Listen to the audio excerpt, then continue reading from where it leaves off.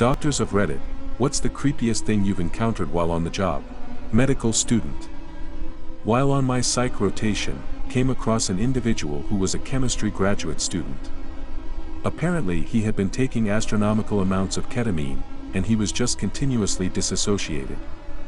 For the entire time I was on this portion of the rotation, 3 weeks, I never heard him speak a word. 95% of the time we was wrapped up in his sheets like a mummy, and he would just periodically laugh, a crazy soft chuckle, from under his covers if you tried to talk to him. The creepiest laugh I've ever heard, I'll never forget that. I work as a psychotherapist in a hospital system. My definition of creepy is probably quite a bit different from other medical professionals. The one that got to me the most was a patient who came to us after attempting suicide by sawing both his arms off at the forearm with a table saw. His arms were reattached, fairly successfully too, with only limited impairments in mobility. All I could think was how bad it would have to be to live in his head that sawing his arms off seemed better than that. He has since completed suicide. Edit: a table saw is a saw mounted in a table that stays on once turned on. All you have to do is run things into the saw to cut them. This is how he could cut both arms off. Also, suffice it to say that if you are in a state of mind that finds cutting your arms off to kill yourself or to relieve psychological pain, you are not in the state of mind to determine the most efficient way to kill yourself. When I was on an ER rotation during med school, we got a call about a 23-year-old woman who was shot in the head, and who was already completely gone, but was reportedly 5 months pregnant, so they were doing CPR until they got her to the hospital to see if the baby was viable.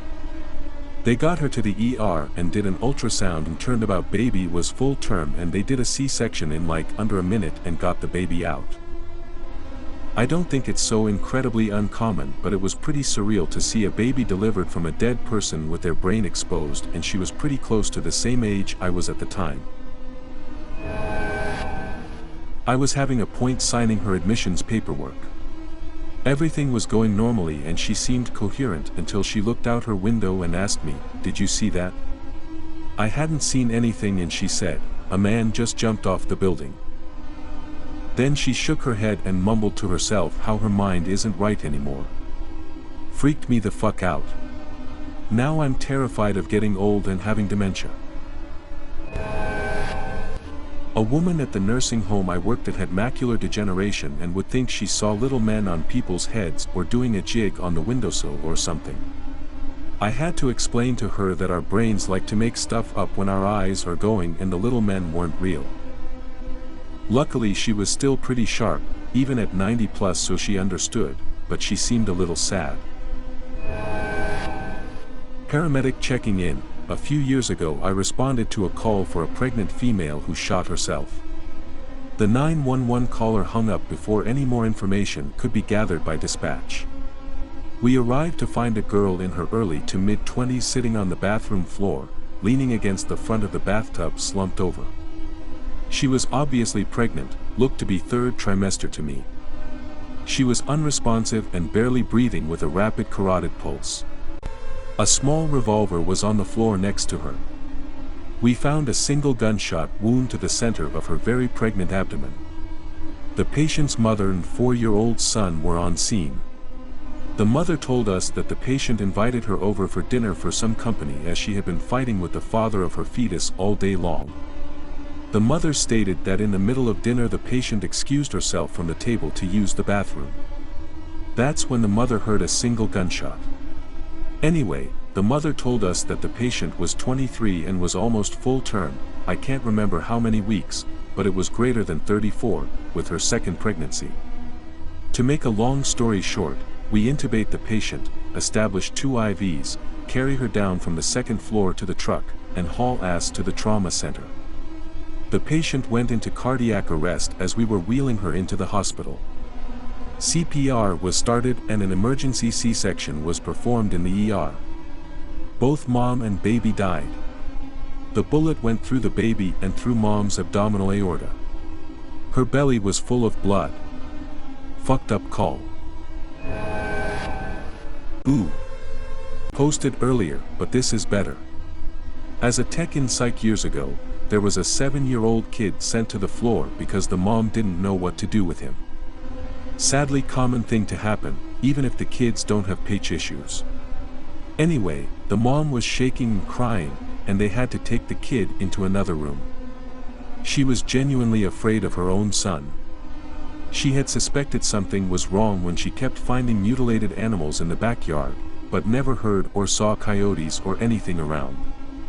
The neighbor's smaller pets started disappearing. The boy had an obsession with knives, hiding them around the house. Denying anything when the mom confronted him. Then when the two started getting into arguments, he would get really violent and hit her, push her down and kick her, threaten to kill her. On multiple occasions she woke up in the middle of the night with him standing beside her bed, staring her in the face. She put extra locks on her bedroom door to feel safe while Ahe slept. The last straw was when she lifted up his mattress and found 50+ knives of all shapes and sizes under there.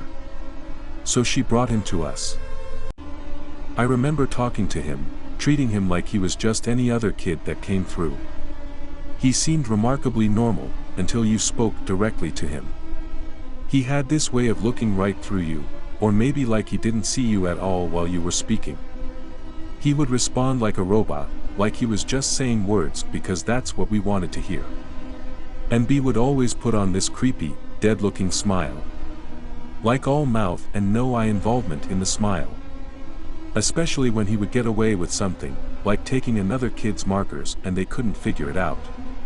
Still gives me chills laying here thinking about him. I had to get up and close my bedroom door. I believe I met a 7-year-old psychopath. Whenever you admit a patient you have to inquire about their DNR status in case of a code being called. I had one elderly patient, late 80s/early 90s, who was severely demented and chronically ill, in and out of the hospital every month barely holding on to life, basically a horrible miserable quality of life.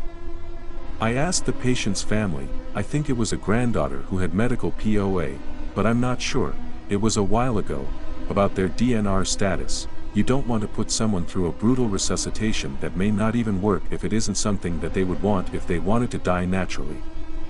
She flat out stated that, oh, we want everything done for him because we really need his check. I didn't understand at first, but apparently the family was living off of his social security and could not have cared less about his pain and suffering or his wishes. I'm pretty sure it was the creepiest thing I've seen. These people were supposed to be his loved ones taking care of him and they were using him like an inhuman object. Edit, added, not because I am a misuser of the English language. ER nurse here. Was doing CPR on a lady whose heart had stopped. They initially rolled her into the room unconscious and not breathing. This lady is pretty much dead. However, in the middle of doing chest compressions, her hands reach up and grasp my wrists and then fall back to hanging off the table. We never got her back. Relative of mine worked in a cancer unit. Acquaintance was diagnosed and became their patient. This poor girl came from the whitest of trash. They were 6 to 7 living in a trailer with dying grandpa on a ventilator in the living room. They were keeping him around for the check too.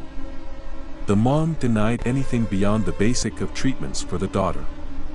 She was an adult but left weak and ill from a couple radiation doses. The mother's excuse was that her daughter was needed at home to take care of her mother's new baby. That's right. She literally sacrificed her oldest daughter to take care of her youngest because she couldn't be expected to do it all. I saw the family a couple times after the daughter passed. I remember the callousness over her death. It was all bitching about bills and the loss of welfare because they were now down to only 5 in the household. Remembering this brought back some memories of her. The daughter had her own issues when she was alive. I met her when she was like 15 and I was in my 20s. She cornered me in a bathroom trying to have sex with me. Remembering that reminded me of how another friend was cornered by the mother in the same fashion sometime later. I swear they were trying to farm babies for welfare. My mother was a NICU nurse for 30 years, and one time she showed me a picture of a baby maybe a cm or two smaller than a dollar bill placed next to it. She told me it didn't survive too much longer. That job wrecked her. I remember her coming home some nights and just pouring wine immediately. I'm also never going to forget when she told me with tears in her eyes, if you are very unlucky you will lose a child in your life. I lose one every month. Working the night shift as medical on-call. I'll explain that I'm easily startled. It's around 3 a.m., and I'm back on a ward where I started my night to see how an unwell patient from the start of my shift is getting on. I have a chat with the nurses at the desk. They tell me he's much better, and most recent OBS are improved, but that his chart is on the end of his bed. No problem, I trot off to the bedside. In I go, pull the curtains round and, to not wake the other sleeping patients in the bay, I use my torch to check his chart. All looks good and I'm happy. I turn around, and suddenly in the dark I'm toe to toe with a hunched over old man, who has obviously noiselessly crept in behind me. Well, I just about have a heart attack of my own right there. I jump back, scream, and knock over a drip stand. He starts to yell, and the nurses come running, someone wheeling the crashed trolley. Oh doctor, that's just Albert, he likes to have a wander at night. Motorcycle driver, accident, 3rd-degree burns, arrived DOA. Had to transfer him from ambulance gurney to ER bed. As we were moving him with a transfer sheet, the liquefied/cooked subcutaneous fat caused the charred skin on his back to separate and his body slipped onto the floor, despite several of us trying to catch him. Friend used to share stories of when she was newly a nurse. She was checking out a patient, following protocol. This guy had been seen multiple times, and given an antibiotic for a lung infection. Again, this guy had been seen by a nurse and doctor, and she was to do the last follow-up before releasing him. What is this? A shirt, I keep them in my hole. Dude had an abscess so big that he stuffed a t-shirt in it and forgot about it. At the time it had gotten so large that he now stuffed 3 shirts in. Neglected to tell the doctor or get it checked out. By the time the last puss and blood-soaked one was pulled out, the smell was so bad it cleared the room. Not a doctor, but I'm a nurse that works in an intensive care unit. I took care of a patient who had a history of esophageal cancer. A while back, he had surgery, got better and eventually went home. Months later, he got pneumonia and came back to the hospital in respiratory distress. He had to be put on a mechanical ventilator. He was stable, no blood pressure issues, heart rhythm looked great, breathing wasn't terrible, responsive and following commands.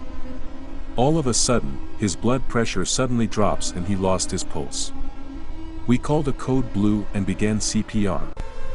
We brought him back after an hour and continued to run tests to figure out why he crashed. None of the results of the labs or imaging were remarkable.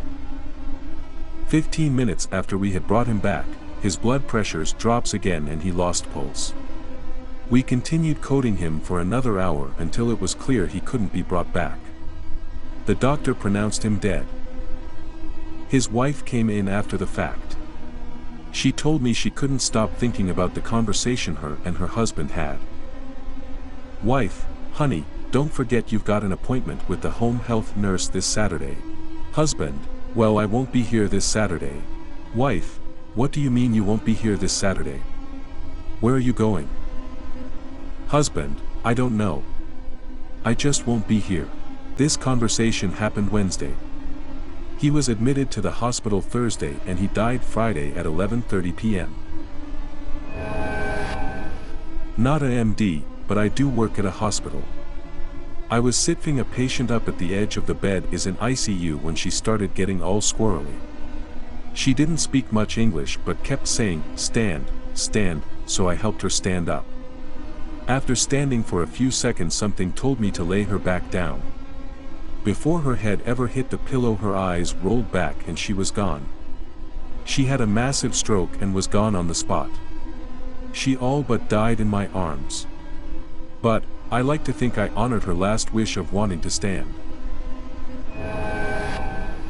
I'm not a doctor, but I am in the healthcare field as a dental hygienist. The creepiest / most confusing thing I've seen is as follows. We had a new patient come in for a cleaning. He was around March 4th, and Mom said he had never been to the dentist before. Not uncommon for what I see on a daily basis, so at first I didn't think anything of it. I did his cleaning, and then went to take his routine x-rays. This is where the shit got weird. After looking at the x-rays, I could see that the child had already had a large amount of dental work done. He had around 6-7 composite, tooth color, fillings. When I sat back down at my chair, I asked the parents again if he had ever been to the dentist. They were both adamant that he hadn't, and also said there was no way a relative could have taken the without them knowing. What the fuck? How did this happen? Who took him? Where were the parents? Had they possibly been in jail for a long time and not known he was taken to the dentist by someone else and had work performed? What if this wasn't really their child, and actually some kid they kidnapped? His insurance had no record of him having previous dental work, so that was a dead end too. I think about it often, but know that ultimately, I'll never get an answer. It sucks. Paramedic here. We got a call to go out to a scene for an elderly woman with chest pains. Arrive at the house, front door is open. We knock, hear the old woman calling out from the back, "I'm in the back room," in a very monotone and calm voice. My partner and I go to the back of the house looking for this woman, and that's when we smelled it. Nothing prepares you for the smell of rotting corpse. I've smelled it a dozen times, and it never gets any less disturbing. We radio for police and ALS backup as we move through the house. We open the door to the master bedroom, and there is our patient. She is approximately 80, and she is staring at the master bathroom with these cold, dead eyes. She never once looked at us as we approached her and began talking to her. I got to the bedside and got in front of her gaze, and she just looked right through me. I turned around to see what she could possibly be looking at, and there was the source of my smell. A man, about the same age as my patient, is on the floor with very little left of his head still attached to his body. A shotgun lay on the floor next to him, and most of his head was strewn about the walls and bathroom counter. We loaded the woman up in the ambulance, and our police backup pulled up. I don't think that woman blinked once the entire time she was in our care. Totally fucked me up. Not a doctor, but I once had a patient chart on my desk that seemed a little fuller than most charts. When I opened it, there was a baggie stapled to the inside full of dead skin, cotton balls, and hair. Chart notes said that the patient believed they had bugs crawling on their skin and brought in the baggie as proof. They had been brought in by a friend who took the patient to the hospital and the urging if the doctor to seek psychiatric help because there was nothing there. It was just dandruff and hair. She ended up calling several months later and I somehow got the call. She screamed at me about how we betrayed her because she came to us for help and we sent her away where she got a lot of medical bills that were stressing her out and making the bugs and worse. Not the worst story out there, but I felt bad for the girl and she needed serious help. Not a doctor, but I work in a nursing home doing activities and housekeeping. I answered a call light of a little old lady and she asked me to remove a, as she put it, large, black woman from her bed. No one was in the bed. I asked the lady to get up so she could go to bed. Didn't think anything of until I talked to a CNA and she had answered a call light the next room over and the gentleman in that room had asked the CNA to have the large, black, lady to stop pointing at him and leave his room. He is bedridden and only gets up for meals. These two don't talk to each other. So there is someone there. It's made me watch things a little closer.